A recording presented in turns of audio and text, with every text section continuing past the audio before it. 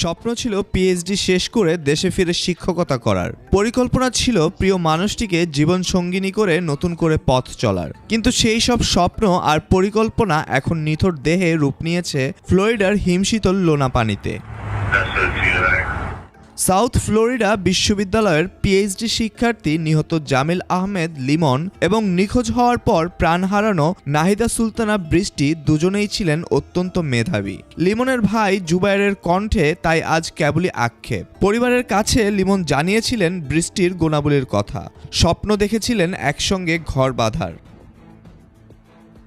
এই মর্মান্তিক হত্যাকাণ্ডের প্রধান অভিযুক্ত লিমনেরই রুমমেট ২৬ বছর বয়সী হিশাম আবু গর্বে। হিশাম ফিলিস্তিনি বংশোদ্ভূত আবু গর্বে একই বিশ্ববিদ্যালয়ের প্রাক্তন শিক্ষার্থী। ফ্লোরিডার একটি বাড়ি থেকে তাকে যখন গ্রেপ্তার করা হয় তখন পরিস্থিতি নিয়ন্ত্রণে আনতে মোতায়েন করতে হয়েছিল পুলিশের সোয়াট টিম। হিশামের বিরুদ্ধে মৃতদেহ অবৈধভাবে সরানো এবং প্রমাণ নষ্ট করার মতো গুরুতর অভিযোগ এনেছে পুলিশ। তদন্তে উঠে এসেছে হিশামের উগ্র স্বভাবের কথা। ২০২৩ সালে নিজের মা ও ভাইয়ের উপর হামলার অভিযোগে তিনি দুবার গ্রেফতার হয়েছিলেন।